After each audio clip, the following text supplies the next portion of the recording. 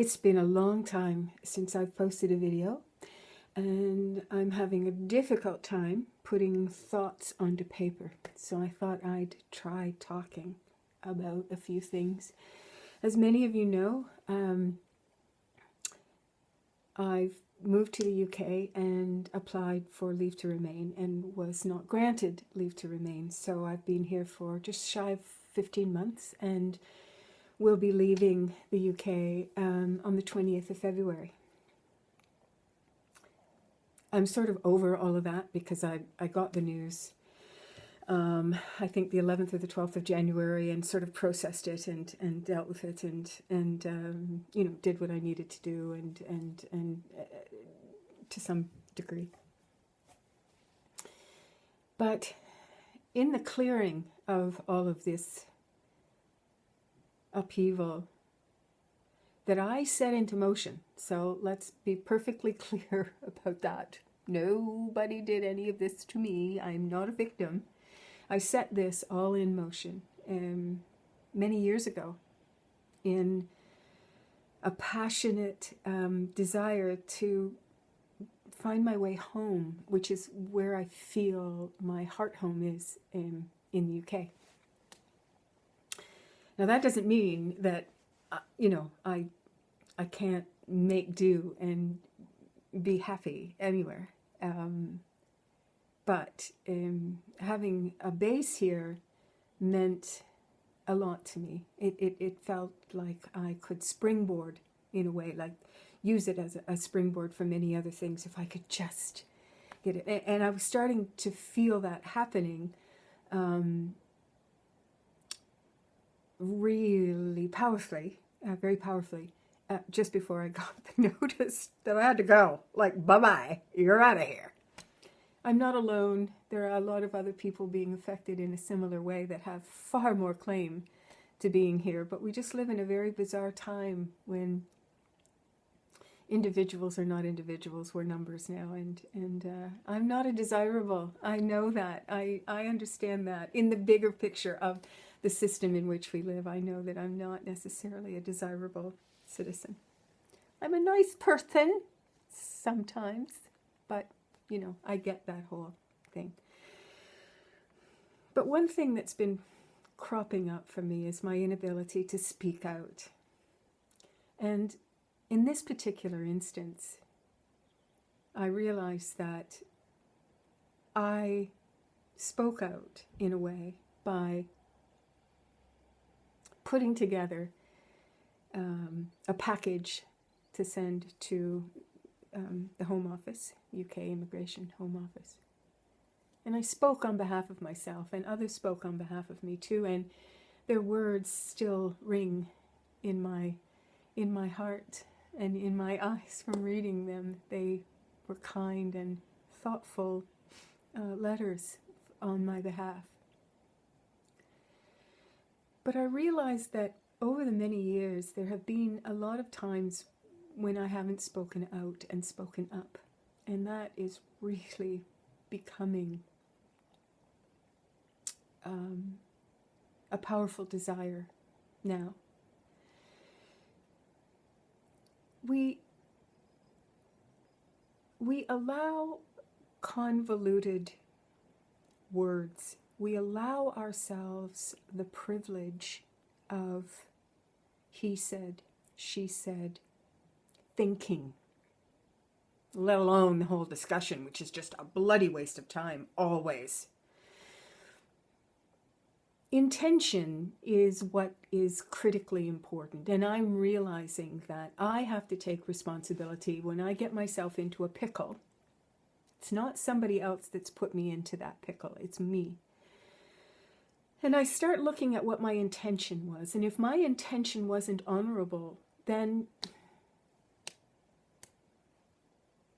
I gotta suck it up, and I gotta take that responsibility on. If, however, their intention was not honorable, I'm beginning to feel quite justified in calling them on their behavior as well. And that's something that I wasn't necessarily adept at doing, and am not particularly adept at doing because it's confrontation, and I'm not good at confrontation. However, sometimes people play games and we hear all the time, oh, they mean well. Oh, they mean well. Oh, I'd never say that to their face. What? What? Okay. If you're thinking some shit about somebody and you're saying all nicey, if they're even remotely empathic, they know you're thinking shit about them because they're all confused about your nicey. And what happens? It spins out of control. If you're going to talk about somebody, you're better to not talk to them at all, because you're going to mess up your message with what's coming from deep inside you. And I'm learning that. I'm a big judge. Oh my God. And jury. Oh, for the love of God, I've got it right. I know how to do it. I know what I got going on. Everybody else is the cop, not me. Yeah, that's not quite true. I make, huge. Oh my goodness. I don't have a resume worth showing off. I'm calling myself a writer, and I don't have a resume of the written word. I've plagiarized. I try to give people credit when I've done that. But, I've...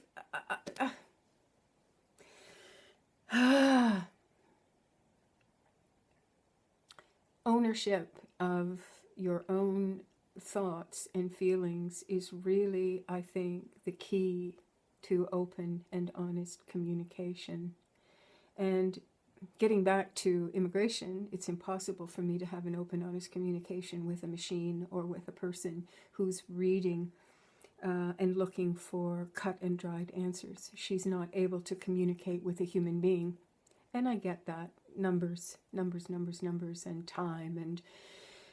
But in my case, the UK government took over 8 months to answer a no. I'm pretty sure that they templated my paperwork in, and that it would have been a kinder thing for them to do, to let me know right away. And I wouldn't have gone through vast amounts of savings because, I'm not able to work here. Again, I know all of that, and I did all of that willingly and freely. I'm not blaming them for my financial situation. I'm just making a general statement saying that I think it would have been a kinder, gentler thing for them to do to, let me know sooner rather than sort of keep me dangling and keep me part of British life, and my world is here for all those months. And it would have been nicer to know that I had to go a lot sooner. Anyway, apart from all of that, communication, it all comes back and around to communication and how we decide to be honest. And if we are incapable of being honest with ourselves, if we're always looking outside of ourselves for the answer or for the reason something is the way it is or whatever. Now, sometimes it is someone doing something to us. And there's such a thing as psychic attack, and there's such a thing as, people really trying to set you up, trying to make a mess for you to clean up because they really don't like you. But we often know when that's going on too. And that's when we owe it to ourselves to kind of, collect ourselves in. And we don't have to, hate or whatever, but we have to say, whoa, yo, not cool, dude. Not cool. And I think when people play games and people say one thing and do another, it's pretty obvious to us if we look. And if we look with honest eyes and an open heart. I don't know if any of that made sense. I'm going to end now because this has really been a ramble. But I want to say, for those of you who joined me almost 2 years ago on Redo 365, I'm doing another redo because Redo 365 it's not really finished. I've got a lot more to do. But I'm taking on a new direction, and I haven't necessarily fleshed it out, and it's going to be a lot more specific. Although I did a lot on the worth, the value, which was a really key issue for me, and the body awareness too. That really has, been really resolved, and I've come to, value myself and catch myself when I'm not, far more than I ever did before. And the aging language, catching that. Anyway, but I'm working on something far more strategic. And when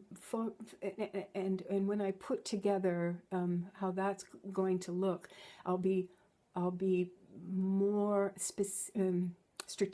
strategically accountable to sort of line items, if you will. I don't know. I'm sort of lost for the proper word.